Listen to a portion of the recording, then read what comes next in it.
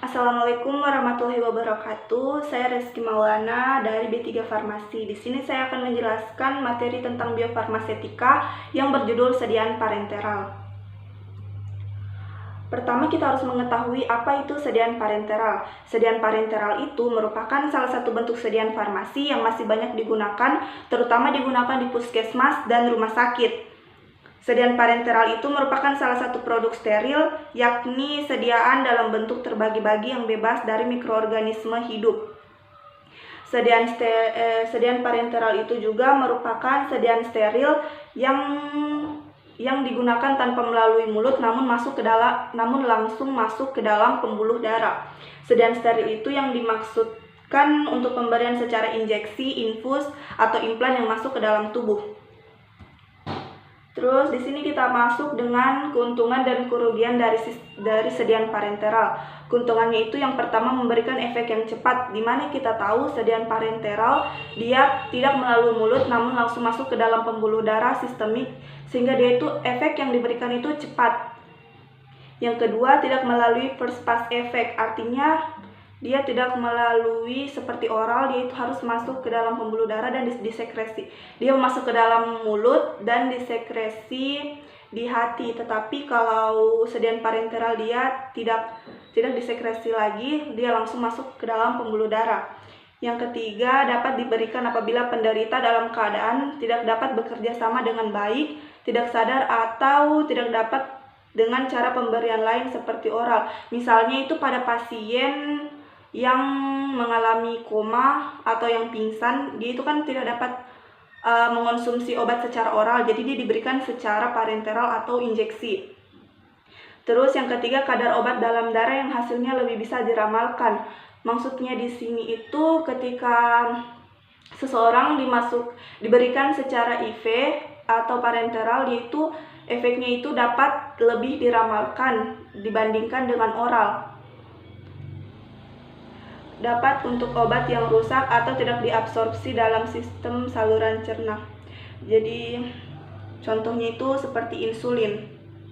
Kerugiannya apabila sudah masuk ke dalam tubuh susah untuk dikeluarkan, terutama apabila terjadi kasus toksisitas. Karena kita tahu kalau misalnya obat yang kita masukkan melalui IV itu sudah tidak dapat dikeluarkan kembali, sehingga dia itu tidak ditahu toksisitasnya itu di dalam tubuh seperti apa. Terus dia itu kalau obat secara parenteral itu dia harganya lumayan mahal. Kemudian dia itu harus dilakukan oleh seorang ahli profesional atau tenaga medis seperti dokter, perawat, atau tenaga medis yang lainnya. Jenis sediaannya itu ada berupa cair, serbuk, dan tablet susuk. Cair itu contohnya seperti cairan infus, ada NaCl, ada neurobion injeksi, dan lidokain. Lidokain itu biasa seperti obat bius atau obat kram. Serbuk itu harus dikonstruksi terlebih dahulu, contohnya antibiotika dan ampicillin. Karakteristik sediaan itu yang pertama itu harus steril. Steril artinya itu bebas dari mikroorganisme patogen seperti bakteri atau mikroorganisme lainnya. Efek farmakologis yang ditimbulkan dengan adanya pirogen, ada fever atau demam, headache atau sakit kepala. Karakter sediaannya bebas dari partikel yang berukuran besar, seperti partikel yang melayang, tidak larut dalam sediaan parenteral. Ideal sediaan parenteral itu jernih dan tidak ada partikel yang dapat dilihat dengan mata telanjang. Karakteristik sediaan standar USP, perhitungan partikel dilakukan dengan electronic liquid bound particle count. Pada persediaan volume kecil lebih besar dari 100 ml, pada sediaan besar itu tidak lebih 50 partikel per mililiter dengan 10 UN.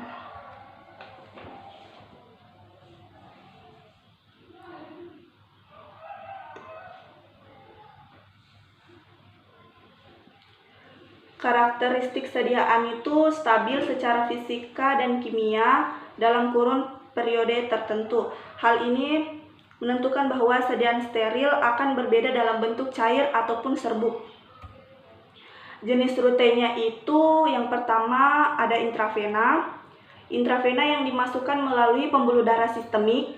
Ada intramuskular. Intramuskular dia dimasukkan ke dalam pembuluh darah yang ada di otot.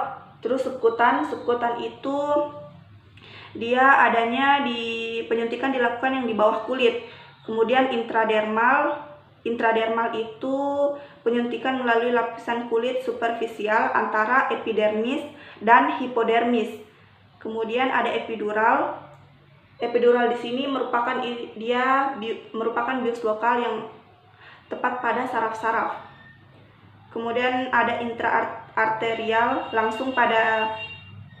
intraarterial dia langsung pada arteri, dan intrakardiak dia langsung penyuntikan pada otot jantung.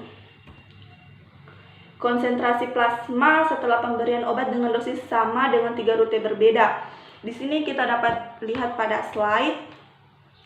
Yang pertama itu ada intravena, yang kedua ada intramuskular, yang ketiga ada oral. Karena kita tahu memang kalau intravena dia itu langsung masuk kepada pembuluh darah, sehingga dia efek yang diberikan itu cepat. Sedangkan yang kedua itu ada intramuskular. Intramuskular dia memang pada tempat pembuluh darah, tetapi dia itu kayak masuknya sedikit demi sedikit dicicil, sehingga dia itu efek yang itu tidak terlalu cepat juga, namun tidak terlalu lama juga.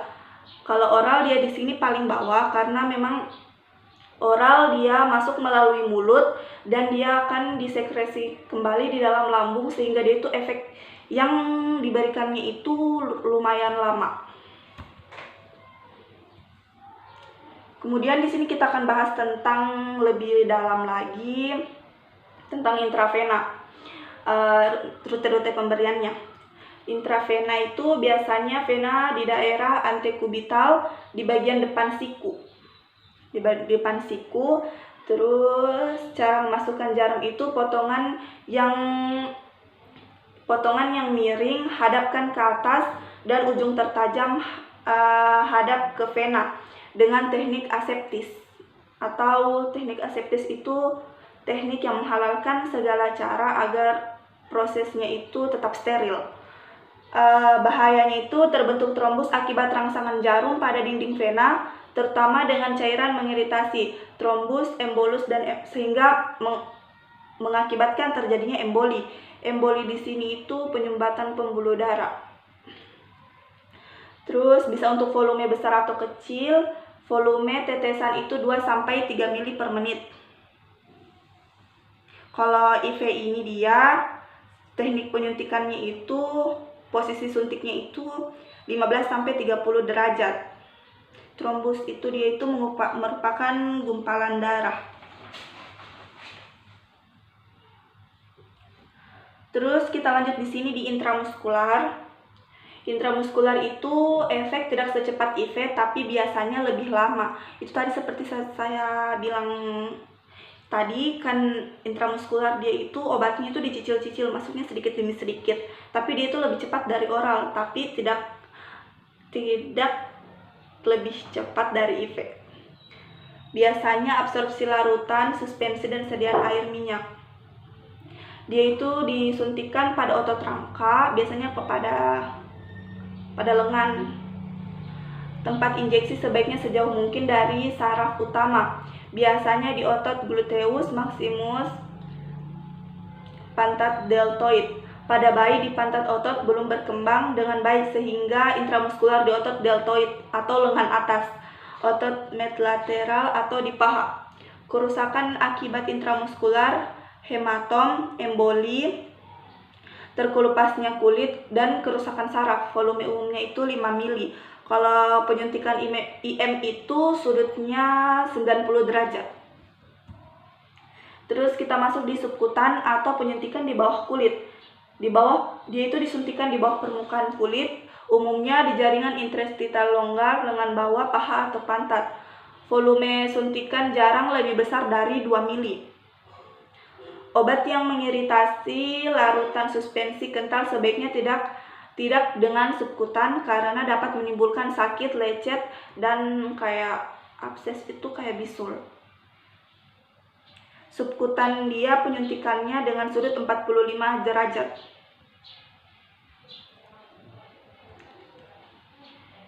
Kemudian kita masuk kepada faktor yang mempengaruhi bioavailabilitas.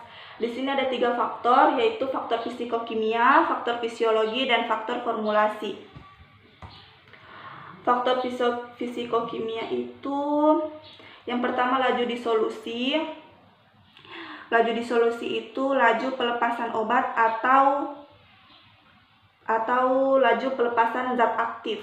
Kemudian ada koefisien partisi dan kelarutan dalam lemak. Ada interaksi. Koefisien partisi itu campuran dari 2 fase yang tidak saling bersatu. Kemudian ada interaksi obat dan bahan tambahan lain dalam sediaan. Di sini ada tabel laju disolusi. Kemudian kita masuk pada faktor fisiologi, terutama dalam absorpsi obat. Yang pertama itu aliran darah dari bagian tubuh atau area yang diinjeksikan, kecepatan absorpsi. Yang kedua, pengaruh obat suatu obat yang dapat mempengaruhi obat lain atau interaksi obat. Contohnya itu obat yang menyebabkan vasokonstriksi atau vasodilitasi. Yang ketiga adalah gerakan. Yang keempat tempat injeksi, terutama di intramuskular. Faktor fisiologi terutama dalam absorpsi obat, tempat injeksi terutama di intramuskular. Tabelnya konsentrasi puncak separidin setelah injeksi intramuskular dengan berbagai rute. Dapat dilihat di slide tabelnya. Kemudian kita lanjut pada faktor formulasi. Faktor formulasi ada intravena, intramuskular, dan subkutan. Efek obat dengan berbagai formulasi dari obat dengan bentuk sediaan suspensi. Tabelnya dapat dilihat pada slide. Kemudian dievaluasi itu ada uji stabilitas fisika kimia. Penampilan fisik seperti warna, bau, rasa, dan konsentrasi, viskositas, homogenitas, perubahan kandungan zat. Diuji pada rangkaian kondisi spesifik tertentu, di mana suhu, pH, intensitas cahaya, dan konsentrasi obat pada selang waktu tertentu. Kemudian ada uji mikrobiologi dan uji in vivo. Itu saja yang saya dapat jelaskan pada materi pertemuan kelima. Kemudian saya akan menjelaskan pertemuan ke-6.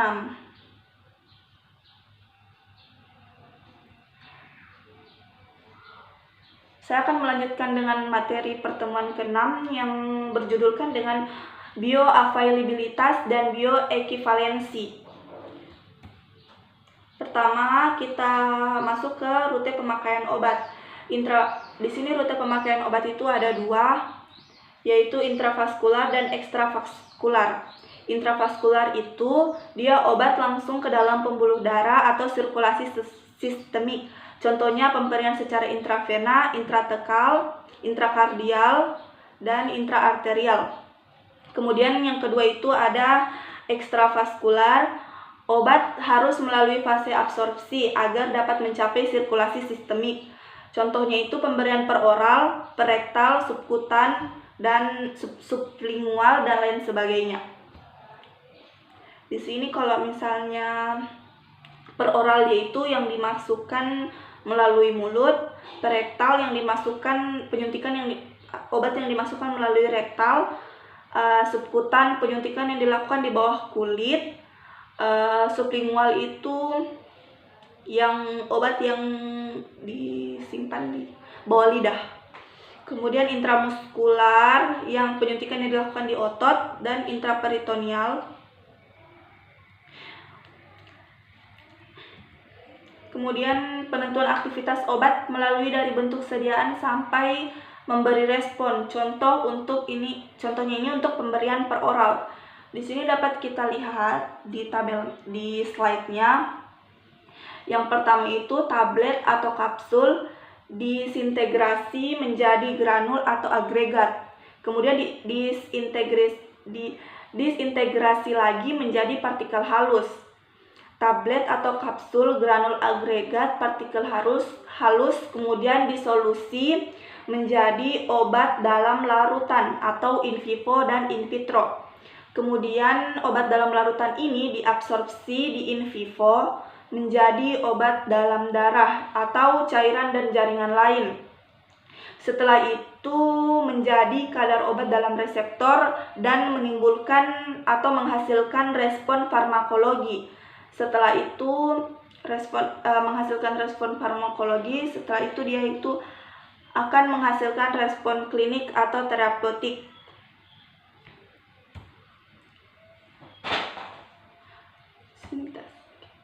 Kita harus mengetahui pengertian dari bioavailabilitas.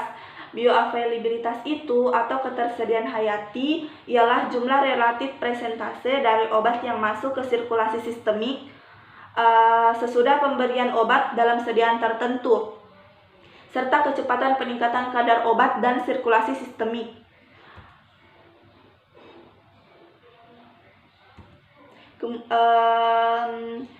Yang kedua itu ada bioavailabilitas absolut. Bioavailabilitas absolut itu yaitu suatu angka yang menunjukkan rasio ketersediaan hayati suatu obat yang diberikan ekstravaskular terhadap intravaskular. Dapat diukur dengan membandingkan EUC produk yang bersangkutan setelah pemberian oral dan intravena. Kemudian kita masuk di bioavailabilitas relatif. Bioavailabilitas relatif itu adalah suatu ukuran yang menunjukkan perbandingan kecepatan dan derajat suatu sediaan obat mencapai sirkulasi sistemik terhadap sediaan lain yang digunakan sebagai pembanding. Sedangkan bioekivalensi itu merupakan studi bioekivalensi yang dilakukan karena banyak produk obat yang dianggap ekivalen farmasetik tidak memberikan efek terapi yang sebanding pada penderita. Bioekivalensi. Dua sediaan dikatakan bioekivalen apabila nilai parameter-parameter farmakokinetika yang dibandingkan tidak menunjukkan perbedaan yang bermakna secara statistik, terutama Cmax, Tmax, dan EUC, ataupun kalau ada perbedaan tersebut tidak lebih dari 20%. Contoh uji bioekivalensi itu dapat dilihat pada slide. Contoh uji bioekivalensi. Dari data uji bioekivalensi di atas dapat disimpulkan sebagai berikut. Nilai ketiga parameter ketersediaan hayati menunjukkan pembanding cenderung memberikan derajat ketersediaan hayati yang sedikit lebih baik. Ini dapat dilihat dari Cmax dan EUCO yang sedikit lebih tinggi, tetapi nilai ini tidak mencapai kebermaknaan statistik atau digunakan uji T pasangan Pi lebih besar 0,05.